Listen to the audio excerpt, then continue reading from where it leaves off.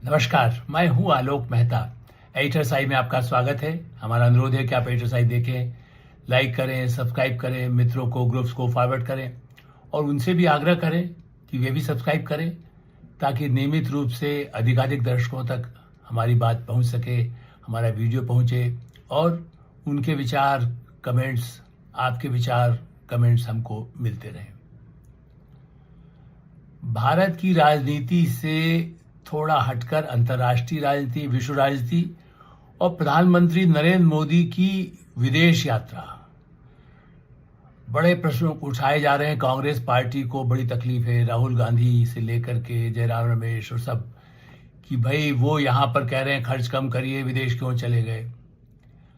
अब राहुल गांधी कम से कम अपना इतिहास देखें, किन देशों के साथ जो संबंध है, वो कहाँ जा रहे हैं। वो स्वीडन भी जा रहे हैं और इटली भी जा रहे हैं। दो देश के नाम पहले बता रहा हूँ।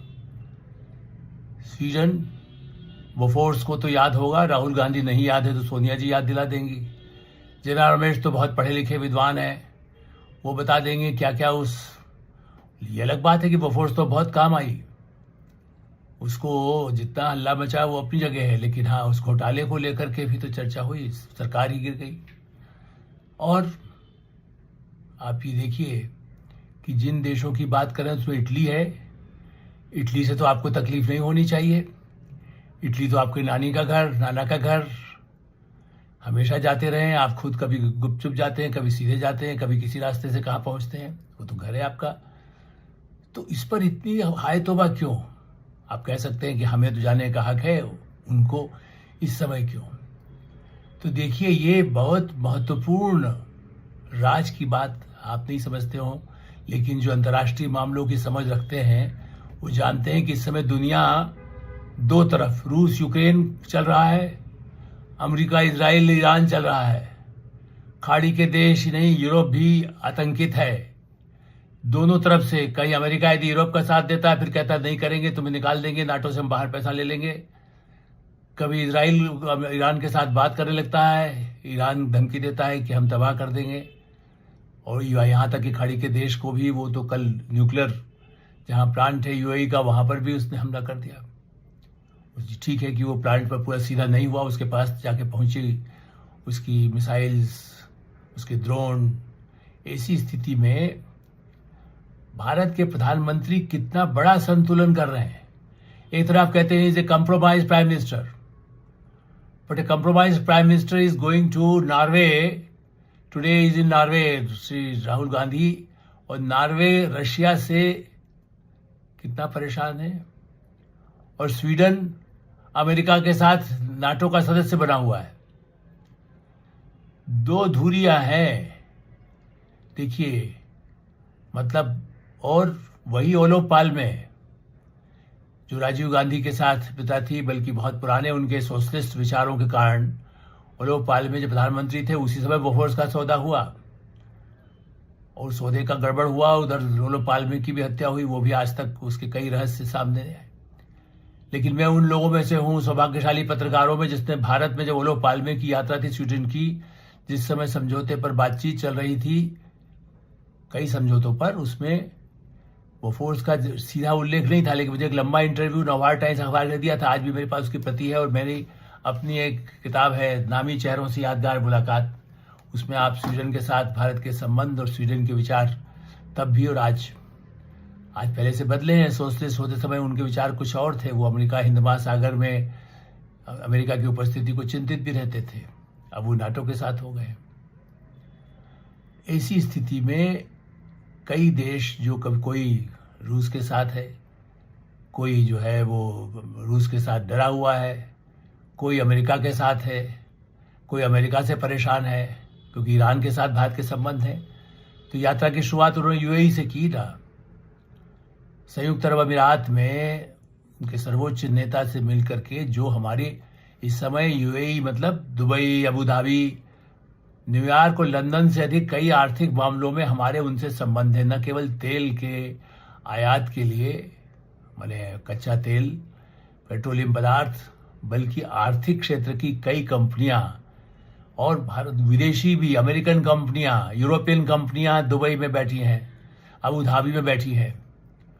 तो उन उस सारी आर्थिक स्थिति से यूएई के साथ हमारे संबंध, चूंकि हम ईरान के विदेश मंत्री आ रहे हैं, 2 बार आ चुके हैं, भारत उनके साथ बातचीत कर रहा है, पूरा सहयोग शांति के लिए बात कर रहा है, पाकिस्तान की तरह दलाली नहीं कर रहा है।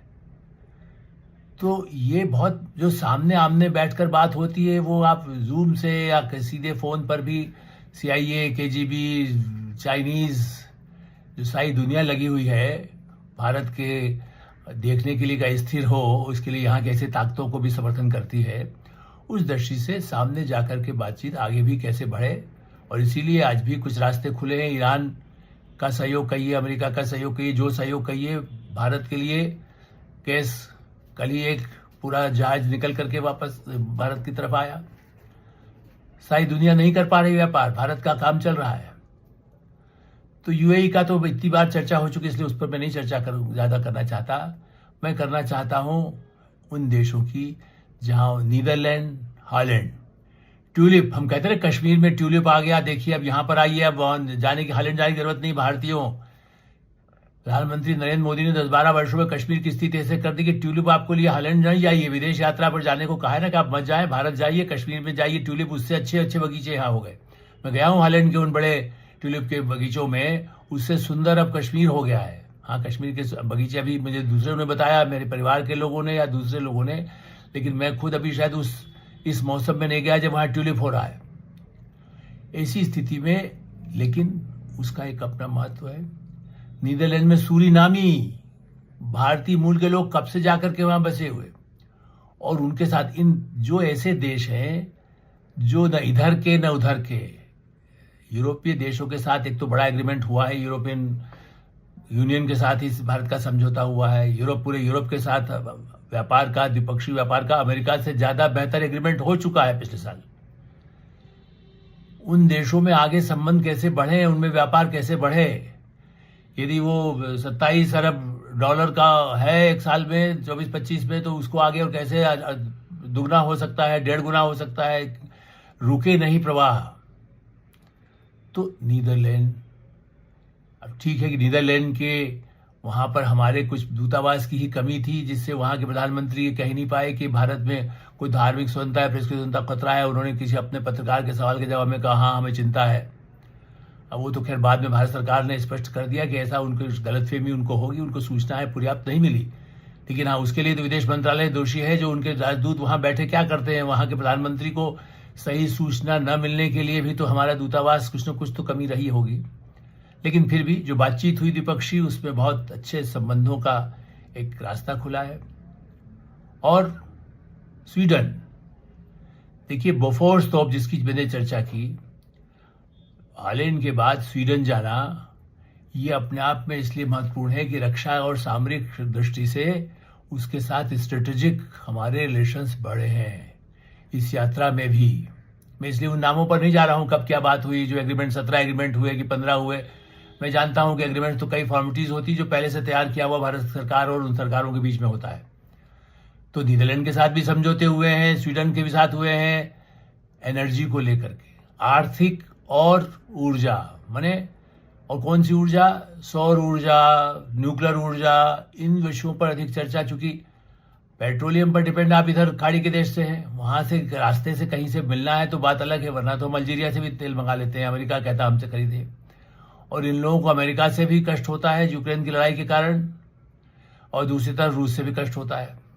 और हमारे रूस के साथ भी उतने अच्छे संबंध हैं जितना एक कांग्रेस पार्टी कहती है कि अमेरिका के साथ हम बड़े ही बहुत ही अच्छे सिचुएशन में हैं, जबकि ट्रम्प साहब से कोई ज्यादा संवाद करने की जरूरत नहीं पड़ रही। वो तो रोज कुछ करते हैं, पाकिस्तान के साथ संवाद ज्यादा करते हैं, भारत के साथ नहीं करते उतना। उनके विदेश मंत्री जरूर करते रहते हैं, भारत कहता रहता है शांत रहो, झगड़ा मत करो, बढ़ाओ मत, युद्ध को मत बढ़ाओ, शांति की तरफ बढ़े। लेकिन हम असली उस तरह से निरपेक्ष भाव से काम कर रहे हैं कि सबके साथ संबंध रखते हुए। तो हम तोपों का भी जो कुछ हो सकता है समझौता, उनका विमान स्वीडिश वो अपने भी लड़ाकू विमान, जबकि भारत अब बनाने लगा है अपना खुद विमान भी। लेकिन सामरिक क्षेत्र में स्वीडन से हमें पाकिस्तान, चीन, इन जब देशों से खास करके पाकिस्तान जो खतरा है, तो वही बोफोर्स तोप काम आती है। उसमें आगे और क्या हो सकता है, इसकी चर्चा सामने नहीं आई है। और प्रधानमंत्री जब जाते हैं तो ऐसा नहीं होता है साइन होता है, तब एग्रीमेंट कौन करता है, रक्षा मंत्री करते हैं, कोई वहाँ का रक्षा मंत्री करता है, कोई सेना के अधिकारी जाते हैं। ये गलतफहमी है। ये जो बंद कमरों में राष्ट्रपतियों प्रधानमंत्री की भारत के साथ मुलाकात होती है, उसमें एक अंडरस्टैंडिंग जो बातें न फोन पर हो सकती है न लिखित में होती है। इस दृष्टि से स्वीडन के साथ राजीव गांधी के समय में बढ़ाए गए रिश्ते, और एक और कांग्रेस वालों को याद दिला दूं, राजीव गांधी का संपर्क करने के लिए अरुण नेहरू ने नरेंद्र तिवारी का उपयोग किया था। नरेंद्र तिवारी युवा थे 59 में ओलोफ पाल्मे के साथ, वो भी युवा थे और ये भी युवा थे। यंग लीडर्स का सोशलिस्ट दोनों विचारों के रहे, वो साथ में महीने कुछ समय साथ रहे थे। तो नरेंद्र तिवारी से कहा गया कि हम इनके साथ संबंध बढ़ाना चाहते हैं, ओलोफ पाल्मे से आप बात करो। ये आपको कोई भी विदेश मंत्रालय वाला भी शायद इस तरह की अंदरूनी बात नहीं कहेगा, क्योंकि तब नरेंद्र तिवारी से भी मेरी बात हुई थी, ओलोफ पाल्मे से भी बात हुई थी, राजीव गांधी से भी बात, उसके बाद के समय में जो मेरे इंटरव्यूज हुए अनौपचारिक में भी या औपचारिक में। इस दृष्टि से स्वीडन की अपनी महत्ता रही है। अब वो ठीक है कि वहाँ सोशलिस्ट सरकार नहीं है, वो नाटो का सदस्य कब बना है? अभी 2024, एक साल मैंने ज़्यादा नहीं हुआ, 1.5 साल हुआ है। 2024 में नाटो का मेंबर बन गया है, और इसीलिए कष्ट है रशिया को रहता है कि भाई देखिए, इनको रहता है कि हम नेटो में रहेंगे, जबकि नेटो अमेरिका तो हाथ पैर झाड़ लेता है। यूक्रेन को जरूर अपना वहाँ से माइंस चाहिए, उनको यहाँ से तो कुछ मिलेगा नहीं। फिर ब्रिटेन जैसा देश भी नीदरलैंड पर, हॉलैंड के जो चीज है, एग्रीकल्चर प्रोडक्ट्स है, उस पर बहुत डिपेंड करता है, अमेरिका से ज्यादा। ये आप किसी को नहीं अंदाज है। तो हम समझौता करते, लेकिन हम कहते नहीं, हम उन एग्रीकल्चर प्रोडक्ट को अमेरिका से हम नहीं लेना चाहते। हम भी अपना स्वतंत्र है, हम भी व्यापार हम बढ़ाएंगे। हमारा भी ऑर्गेनिक फूड जो है वो पहुंचेगा यूरोप के और देशों में, ब्रिटेन, फ्रांस, जर्मनी। फिर तो स्वीडन के साथ संबंध, और नॉर्वे में खुद वहाँ के प्रधानमंत्री उनको लेने के लिए खुद हवाई अड्डे पहुंचे हैं। ये वैसे प्रोटोकॉल है, भारत में भी कम जाते हैं, लेकिन कई बार प्रधानमंत्री जाते हैं, चूंकि ये 43 ईयर्स बाद, after Indira Gandhi visit in 1983, नांदीलैंड वैसे 1982-83 में हुआ था शुरू में, वो भी मैंने दिल्ली में देखा विज्ञान भवन में। और 83 में मिसेस गांधी जब गई थी, तब मैं विदेश मंत्रालय भी कवर करता था, इसलिए कह सकता हूं कि उसके बाद ये पहली भारत के प्रधानमंत्री की यात्रा है। आपका कोई कांग्रेस का, बीजेपी का कोई प्रधानमंत्री, किसी जनता दल का, जनता पार्टी का कोई प्रधानमंत्री इसके बीच में, चूंकि ऐसी कोई सत्ता नहीं आई, लेकिन फिर भी देवगौड़ा आप मान लीजिए आए, दूसरे गुजराल साहब आए, लेकिन वो भी नहीं गए। लेकिन इंदिरा गांधी के बाद ये पहली भारत के प्रधानमंत्री की नॉर्वे यात्रा है। और नॉर्वे यात्रा में केवल एक देश, नॉर्वे और भारत के बीच, देखिए नॉर्वे में कहाँ सूरज डूबता नहीं है, रात को 12 बजे वहां सूरज दिखाई देता है। ऐसे कुछ महीनों ज्यादातर सर्दी होती है, तो भीषण सर्दी होती है, ये भी आपको अंदाज होगा। पढ़ते होंगे जो लोग, कांग्रेस के लोग कुछ तो पढ़ते होंगे कि नहीं पढ़ते, आजकल पढ़ना भूल गए। हम जब सोलर एनर्जी की बात करते हैं, हम जब उन चीज़ों की बात करते हैं, उन देशों के साथ संबंध जो ना अमेरिका पर निर्भर हो ना रूस पर निर्भर हो, वो अपने ढंग से भारत के साथ संबंध बढ़ाना चाहते हैं। पर आज भी जब वहाँ पर नॉर्डिक देशों का जो सम्मेलन है, उसमें कौन होगा? Norway, Denmark, Finland, Iceland, Sweden. आपको ध्यान है अभी बीच में अमेरिका के राष्ट्रपति डोनाल्ड ट्रंप क्या कहते हैं? डेनमार्क का वो हिस्सा हमको दे दो, ये हमारा है। ये स्थिति अमेरिका डेनमार्क को इस तरह डरा रहा है। अब उन देशों के जो समिट है, ये तीसरी समिट है वैसे, उसमें भारत के प्रधानमंत्री की उपस्थिति, फिनलैंड, आइसलैंड, स्वीडन, नॉर्वे, इन देशों के बीच की इस महत्वपूर्ण बैठक में भारत की भूमिका होना, क्योंकि भारत उन सब के साथ संबंधों को बढ़ा के यूरोप के साथ, वो अमेरिका के साथ, चीन के साथ, रूस के साथ निर्भर नहीं रहना चाहता। यूरोप में भी केवल जर्मनी, फ्रांस और ब्रिटेन पर ही नहीं, यूरोप मैंने पूरा यूरोप के साथ, इन देशों के साथ हमारे संबंध और अधिक हो सकते हैं, क्योंकि उनके साथ कोई भी वैचारिक, जिसको कह सकते हैं कि कम्युनिस्ट है कि नॉन कम्युनिस्ट है, वैसे झगड़े नहीं है। काफी हद तक वो भी प्रो अमेरिकन हो गए, वहां फिर भी सोशलिस्ट पार्टी है मिलीजुली। स्वीडन में ऐसा नहीं है कि एक ही पार्टी है, वहां क्रिश्चियन डेमोक्रेट भी हैं, कुछ ये लिबरल भी हैं, कुछ ये भी एक मिलीजुली गठबंधन की सरकार है। और नॉर्वे और जैसा मैंने कहा कि इस तरह के जो देश हैं उनके भारत के साथ संबंध, भारत के प्रति कोई उनकी दुर्भावना नहीं है, उनका कोई बायस भारत में आके कब्जा करना है जैसा नहीं है कि हम इस इलाके में कुछ कर लें। बिजनेस करते हैं, बड़ी बड़ी कंपनियां नॉर्वे की हैं, नीदरलैंड की हैं, डेनमार्क की हैं। कई बार मेरी खुद ऐसे नेताओं से बात हुई है जो नॉर्वे के, डेनमार्क के, स्वीडन के, जो चाहते हैं कि भारत के साथ वाटर रिसोर्सेज में, समुद्र में पानी खारा यदि है तो उसको कैसे करके क्या नॉर्वे उसमें भी सहयोग आपके साथ कर सकता है, या कुछ और समुद्री क्षेत्रों में हिंद महासागर के जो खतरे हैं, जो नॉर्वे यदि रूस से झेलता है कि भाई वो आकर पता नहीं यहाँ किस घुसपैठ करेगा, उसकी जासूसी करता है। उधर डेनमार्क कहता है कि देखिए वो हमारी तरफ अमेरिका घुसने की कोशिश करना चाहता है। तो भारत उन सब देशों के साथ वैसे संबंध बना करके आगे बढ़ रहा है। अब उसमें कांग्रेस को कष्ट क्यों है? उन्हें कष्ट है कि भारत ताकतवर हो जाएगा, क्या ये कष्ट है? या प्रधानमंत्री नरेंद्र मोदी को इसका श्रेय मिलेगा? अरे भारत सरकार को श्रेय मिलता है। विदेश मंत्री एस जयशंकर जी लगातार यात्राएं करते हैं, सबके साथ संबंध बढ़ाते हैं और उसके बाद उसको फॉलोअप किया जाता है। और जहां आवश्यक होता है विदेश मंत्रालय, रक्षा मंत्रालय और जितने हमारे प्रोजेक्ट्स के लिए जो वाणिज्य मंत्रालय, वित्त मंत्रालय, सबके साथ विचार विमर्श के बाद इस तरह की यात्राएं तय होती हैं, जो कई महीने पहले से तय थी। तब किसी को ये पता नहीं था कि नॉर्वे जाने के लिए इस समय जो है अमेरिका और क्या तनाव, इस समय पेट्रोलियम का संकट होगा। लेकिन हम तो एक लगातार ऐसी कोशिश भारत करता है कि हम रिन्यूएबल एनर्जी, मतलब ऊर्जा जैसे कैसे सौर से जैसा होता है, पानी से कैसे होता है, तो वाटर के क्षेत्र में हम कैसे सहयोग कर सकते हैं, बिजली के क्षेत्र में कैसे सहयोग कर सकते हैं, और आर्थिक और सामरिक क्षेत्र में एक दूसरे के कैसे हितों की रक्षा कर सकते हैं। इस दृष्टि से आज की बात यही है कि संबंध बहुत दूर तक चलने वाले हैं। इन देशों से हमें कोई खतरा नहीं, उन देशों को हमसे कोई खतरा नहीं। संबंधों का सिलसिला उसमें भारतीय हैं। कई लोगों को बड़ा कष्ट है, वहाँ भारतीयों का नृत्य हो रहा, उसी से प्रधानमंत्री खुश हो रहे हैं। अरे भारत में जब राजीव गांधी गए थे पेरिस और वाशिंगटन, तब भी भारत के, गुजरात जब जाते हैं तब भी अफ्रीका के देश हो, लैटिन अमेरिका हो, तब भी कोई भारतीय वहां पर रहते हैं तो उनका गाना बजता था। घाना में यदि नरसिंह राव गए तो उस समय भी बजता था। तब कैसेट ही चलते थे तब, लेकिन फिर भी कुछ होता था, जो ग्रुप आता है तो वो भारतीय का हो या वहाँ का हो, वो अपना डांस दिखाते थे।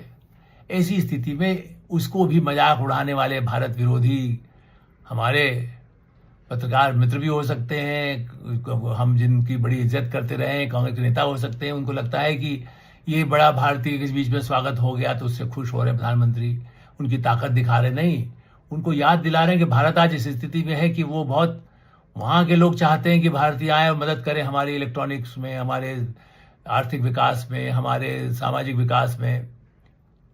वहाँ तो शिक्षा पूरी फ्री है नॉर्वे में।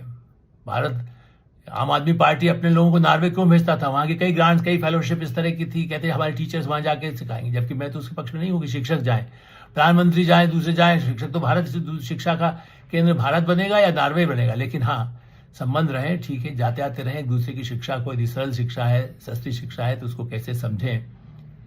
इसलिए निंदक नेरे राखिए, प्रतिपक्ष हैं आप, संसद में आपको नेर सामने बिठाया गया है, लेकिन हाँ, भारत के हितों को सर्वोपरि रखा जाए, यही मेरा निवेदन है। HSI में यही विराम देते हैं। आप HSI देखते रहें, लाइक करें, सब्सक्राइब करें, मित्रों को उसको फॉरवर्ड करें और आपकी कोई राय हो तो अवश्य अवगत कराएं। धन्यवाद, नमस्कार।